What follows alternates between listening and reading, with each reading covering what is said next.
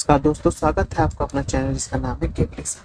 इसमें हम economic section का विदेशी क्षेत्र देख रहे थे, जो कल के वीडियो में हम देख रहे थे। हमने इस जो यूथ कंपटीशन की बुक है, इसमें हमने जो बुक पोर्शन कंप्लीट कर लिया था वह 40 प्रश्न तक कंप्लीट कर लिया था। आज विदेशी क्षेत्र में हम 41वें प्रश्न से प्रारंभ करेंगे। चलिए प्रारंभ करते हैं, लेकिन उससे पहले अगर आपने अभी तक हमारे चैनल सब्सक्राइब नहीं किया, सब्सक्राइब कर लीजिए। वीडियो अच्छे लगे तो लाइक करिए और अपना सुझाव देने के लिए कमेंट करिए।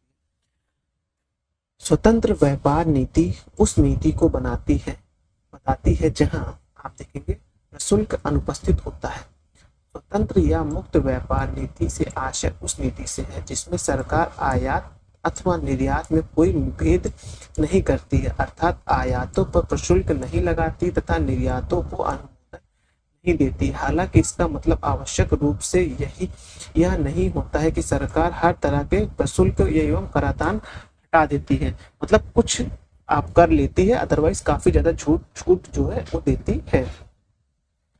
1995 से 2005 के दशक में निम्न देशों में से किसके सर्वाधिक जो है डंपिंग रोधी उपायों का प्रयोग किया गया है? वह संयुक्त राज्य अमेरिका के द्वारा किया गया है। 1995 से लेकर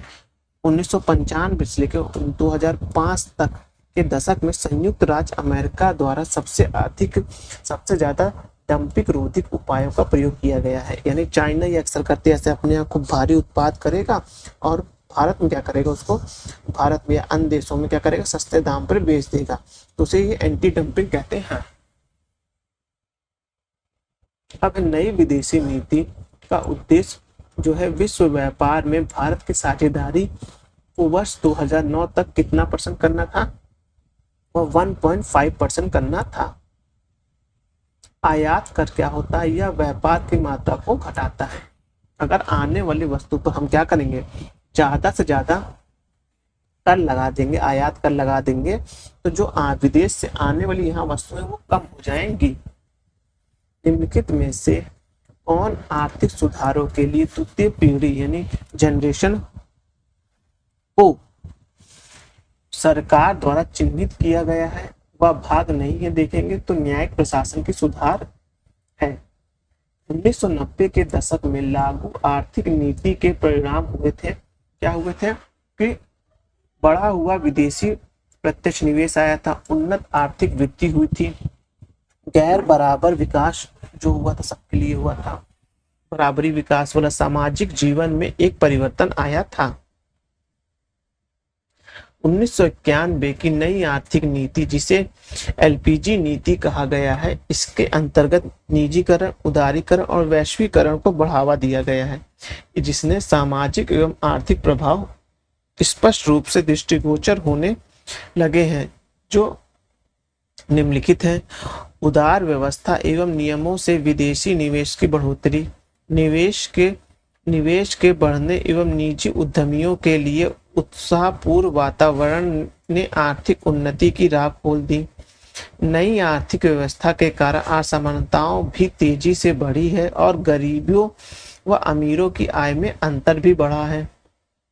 आप इसके लिए ऑक्सफैम की रिपोर्ट आती हुई देखे होंगे, उसमें आपको पता चलेगा कि भारत के 10% लोगों के पास करीबन 70% के साथ भारत की 70% की आय जाती है। ये आपको उसमें देखने को मिलेगा। नई आर्थिक नीति के परिणाम स्वरूप सामाजिक परिवर्तन की गति तेजी हुई है। बढ़ता शहरीकरण, खुले समाज का निर्माण, संयुक्त परिवार का कमजोर होना, महिला सशक्तिकरण आदि प्रमुख सामाजिक परिवर्तन दृष्टिगत होते हैं। अतः सभी विकल्प सही हैं। बीमा कंपनियों में विदेशी प्रत्यक्ष निवेश का 49% से बढ़ाकर कितना प्रतिशत कर दिया गया है? तो वो 74% कर दिया गया है। निम्नलिखित में से कौन सा एक वैश्वीकरण का मापदंड नहीं है? तो देखेंगे सार्वजनिक क्षेत्र के प्रतिष्ठानों में निवेश। अप्रत्यक्ष विदेशी निवेश यानी एफडीआई तथा संस्थागत विदेशी निवेश यानी एफआईआई दोनों ही किसी देश में निवेश से संबंधित है। निम्नलिखित में से कौन सा कथन दोनों के बीच एक महत्वपूर्ण विभिन्नताओं के सबसे अच्छे ढंग से उत्तर देता है?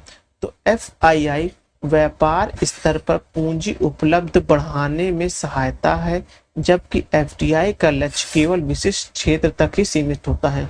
इसका एक मतलब जो FII होता है वह विदेश में कोई संस्था होती उसके द्वारा भारत में निवेश किया जाता है, या ग्रीन फील्ड में या ब्राउन फील्ड में। जबकि FDI जो होता है वह डायरेक्ट इन्वेस्टमेंट करने आता है और अपना पैसा लेकर मुनाफा कमाकर चला जाता है। प्रत्यक्ष विदेशी निवेश यानी FDI तथा संस्थागत विदेशी निवेश यानी FII दोनों ही किसी देश में निवेश से संबंधित हैं। कथन बी, जो FII है व्यापार स्तर में पूंजी उपलब्ध बढ़ाने में सहायता है, जबकि FDI लक्षित केवल विशिष्ट क्षेत्र तक ही सीमित है। दोनों के बीच की एक महत्वपूर्ण भिन्नता को सबसे अच्छे ढंग से व्यक्त करता है।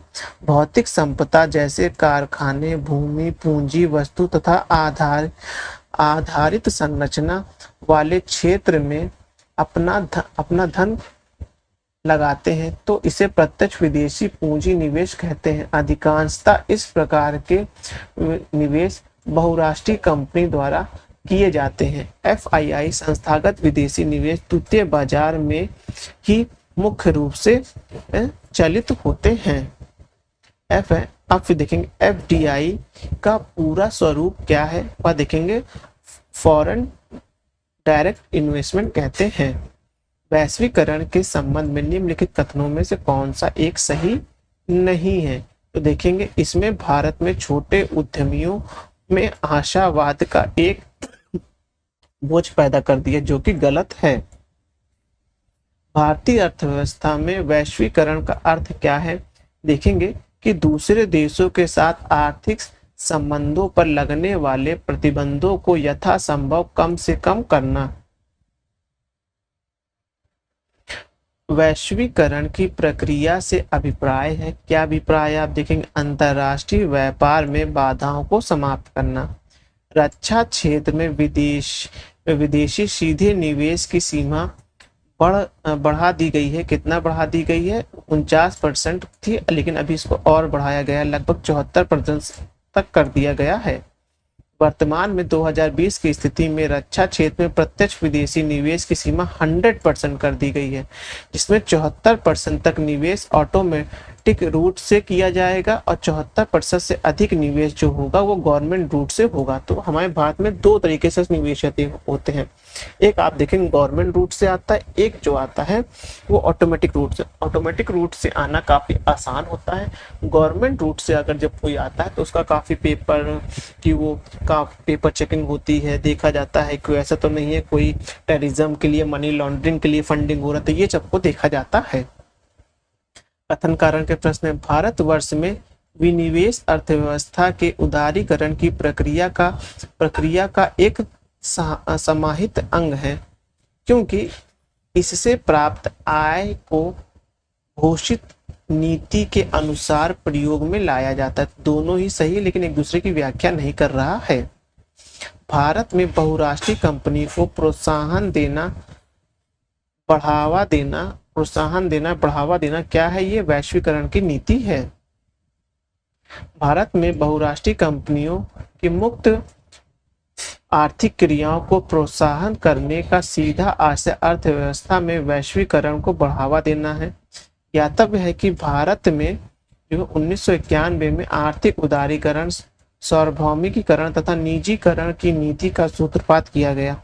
इसके बाद में अर्थव्यवस्था के कई क्षेत्रों में निजी बहुराष्ट्रीय कंपनियों के निवेश के लिए खोल दिया गया। अर्थव्यवस्था के उदारीकरण का अर्थ है कंपनियों एवं उद्योगों पर सरकारी नियंत्रण को कम करना, तथा निजीकरण का अर्थ है कि सार्वजनिक उद्यमों में सरकार द्वारा विनिवेश होता है। भारतीय रुपयों का बाह्य मूल्य हाल ही में अवमूल्यन किया गया। कब किया गया? 1951 में किया गया था, जब LPG मॉडल लाया गया था। मुद्रा अवमूल्यन का अर्थ है क्या है? मुद्रा की बाहरी मूल्य में कमी करना होता है, कि बाहर जो है हमारा जो मान लीजिए $1 के में 50 रुपए में था, तो वहीं बाहर अब $1 जो है 60 रुपए में हो गया है। तो इसे ही मुद्रा का अवमूल्यन कहते हैं। जब कोई देश अपनी मुद्रा का अवमूल्यन करता है तो इसका प्रभाव क्या पड़ता है? इसका प्रभाव ये पड़ता है कि भारत से आप देखेंगे निर्यात को प्रोत्साहन मिलता है। ये देखेंगे आयात महंगे होते हैं और निर्यात सस्ता होता है, निर्यात को प्रोत्साहन मिलता है। मुक्त व्यापार शब्द संदर्भित करता है, इसे व्यापार के नियंत्रण को हटाने को संदर्भित करता है। अब है कथन कारण के प्रश्न हैं कि मुद्रा का अवमूल्यन निर्यात को बढ़ावा दे सकता है, क्योंकि अवमूल्यन से अंतर्राष्ट्रीय बाजार में घरेलू उत्पादन का मूल्य गिर जाता है। तो बात सही है और व्याख्या भी सही है इसकी। अवमूल्यन का अधिक कारगर होता है तब जब देखेंगे विदेशों में निर्यात मांग का लोच अधिक होता। भारत में विदेशी विनिमय कोष के संबंध में निम्नलिखित में से कौन सा सत्य नहीं है? तो दिखेगा कि विशेष आहरण अधिकार इसमें सम्मिलित नहीं होते हैं। वर्तमान में एसडीआर निर्धारित किया जाता है, हाँ 5 देशों की मुद्राओं के साथ किया जाता है। आईएमएफ की एक अपनी एक अलग मुद्रा होती है जिसे एसडीआर कहते हैं। उसमें क्या क्या लिया जाता है? तो आपको एसडीआर में देखने को मिलेगा कि अमेरिकी डॉलर रहता है, यूरो रहता है, युआन रहता है, फिर येन रहता है और पाउंड स्टर्लिंग रहता है। एसडीआर का निर्माण आईएमएफ द्वारा 1969 में किया गया है। भारत में विदेशी विनिमय कोष के संबंध में निम्नलिखित में से कौन सा कथन सत्य नहीं है? तो देखेंगे कि विशेष आहरण अधिकार यानी कि एसडीआर में सम्मिलित नहीं होता है। भारत में विदेशी विनिमय कोष न्यूनतम था, कब हुआ था आप देखेंगे तो आपको देखने को मिलेगा 1989 से 1990 के बीच सबसे कम विदेशी कोष था हमारे पास, तभी एलपीजी मॉडल लाया गया था। अब है भारत में विदेशी मुद्रा भंडार में निम्नलिखित में से कौन सा हिस्सा सर्वाधिक है? तो देखेंगे विदेशी मुद्रा का सर्वाधिक है। विशेष भुगतान शेष को परिभाषित किया जाता है कि वह एक देश के निश्चित अवधि में शेष संसार में होने वाले व्यापार का एक संक्षिप्त ब्यौरा है। यहाँ पर भुगतान शेष का तात्पर्य क्या है? उपयुक्त तीनों यानी चालू खाते से है, पूंजी खाते से, सरकारी आरक्षित खाते से भी है। भुगतान संतुलन को इस प्रकार परिभाषित किया जाता है कि एक देश की निवासीगण एवं शेष विश्व के बीच आर्थिक कार्यों का पूरा ब्यौरा होता है। भुगतान संतुलन में निहित होता है, क्या होता है? उपयुक्त सभी यानी दृश्य व्यापार, अदृश्य व्यापार और ऋण। दृश्य व्यापार वो होते हैं जो दिखता है फिजिकली तौर पे, अदृश्य व्यापार जैसे सेवाएं दी जाती है, अदृश्य व्यापार होता है। ऋण भी दिखता है कि हमने किसी को कितना ऋण दिया, उसके बदले हमें कितना ब्याज प्राप्त होता है, ये तीनों ही होते हैं।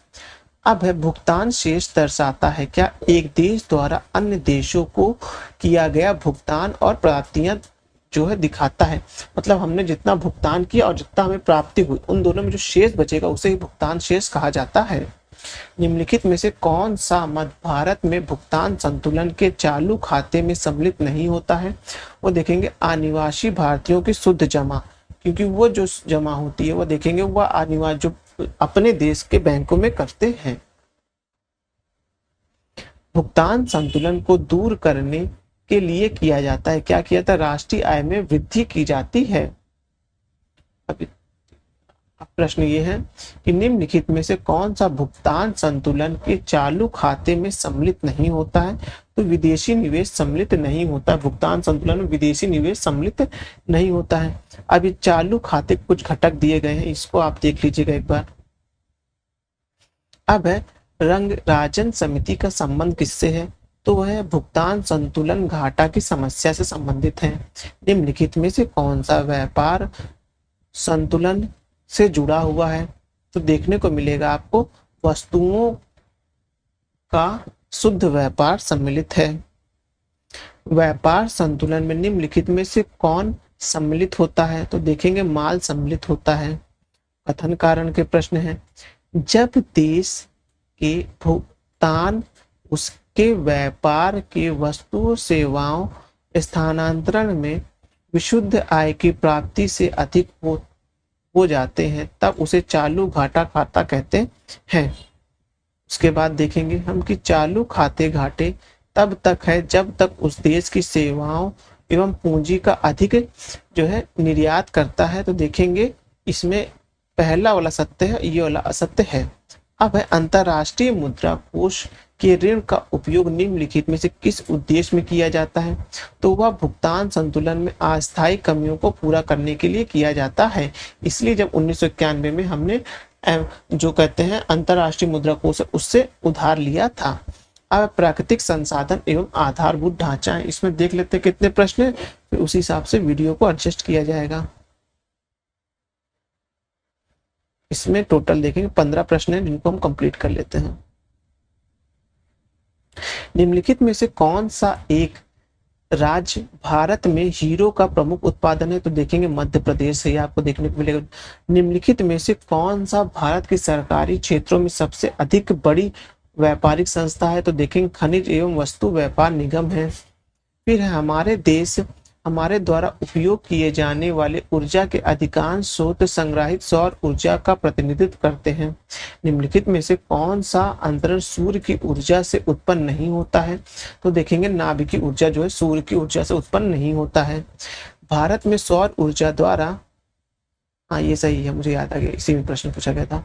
भारत में 2022 के यूपीपीसीएससी से पूछा गया था। भारत में सौर ऊर्जा द्वारा संचालित पहला हवाई अड्डा कौन सा है? तो देखेंगे कोचिन हवाई अड्डा, ये लेटेस्ट प्रश्न है। फ्रांस के सहयोग से एक वृहद सौर ऊर्जा संयंत्र की स्थापना इनमें से किस जिले में की गई है? तो देखे गए मिर्जापुर में की गई है। ऊर्जा क्षेत्र पर ब्याज भुगतान भार कम करने हेतु भारत सरकार ने कौन सी योजना का प्रारंभ किया है? तो उदय ऊर्जा का योजना का प्रारंभ किया है। एक अनवीनीकृत ऊर्जा का स्रोत कौन सा है? तो पेट्रोलियम का है। नवीनीकृत ऊर्जा में आएगा सौर ऊर्जा आएगा, वायु ऊर्जा आएगा, बायो ऊर्जा आएगा। फिर उसके बाद आप देखेंगे अभी तो जो जल के द्वारा उत्पन्न किया जाता है वो भी आ जाते हैं। इसमें नीचे दिया गया नवीकरण ऊर्जा के स्रोत संसाधन, हाँ ये देख लेते। एक गैर नवीनीकृत या अनवीनीकृत ऊर्जा संस्था वह संसाधन है जो मानव समय के ढांचे के अनुसार यथा ढंग तरीके से सतत विकास निकासी के लिए एक पर्याप्त दर से उसे नवीनीकृत नहीं कर पाता, जैसे कि कोयला, पेट्रोलियम और प्राकृतिक गैस।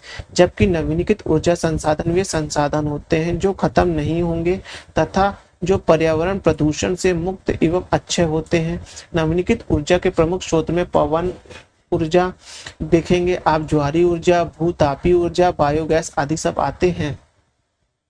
अब यातायात व्यवस्था, संचार व्यवस्था, जल सुविधा, विद्युत आपूर्ति, शिक्षा एवं स्वास्थ्य सभी घटक किसके हैं? आप देखें आधारभूत संरचना के हैं। तो आधारभूत हमारी क्या मांगे होती है कि यातायात जो हो वो अच्छे से हो, फिर संचार की सुविधा भी हमें हो, जल सुविधा हो, आधारभूत विद्युत आपूर्ति हो, शिक्षा हो, स्वास्थ्य, ये सब आधारभूत संरचना के अंतर्गत आते हैं।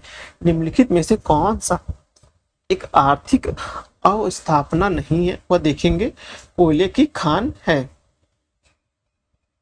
अब निम्नलिखित में से कौन से तेल रिफाइनरी निजी क्षेत्र है? वह आप देखेंगे भारत में असम राज्य में नूनमती तेल रिफाइनरी, डिगबोई तेल रिफाइनरी, उत्तर प्रदेश में स्थित मथुरा तेल रिफाइनरी, बिहार में स्थित बरौनी तेल रिफाइनरी, ये सभी सार्वजनिक क्षेत्र के तेल रिफाइनरी हैं, यानी कि सरकारी हैं सब। अब 11वां प्रश्न, भारत में धारणीय विकास की दृष्टिकोण से विद्युत उत्पादन का सबसे अच्छा स्रोत कौन सा है? तो देखेंगे जल विद्युत है। अब है ऑयल एक उपक्रम है जो संलग्न है किस चीज में? आपको देखने के लिए तेल विपणन में आता है। अब तेल शोधन कारखाने हैं और राज्य हैं, तो आपको देखने को मिलेगा कि तातीपाका वो आंध्र प्रदेश में है, कोयनी गुजरात में है। ये कोयनी का आप आपकी बार यूपीआरओ जो कैंसिल हुआ उसमें ये आया है ये प्रश्न।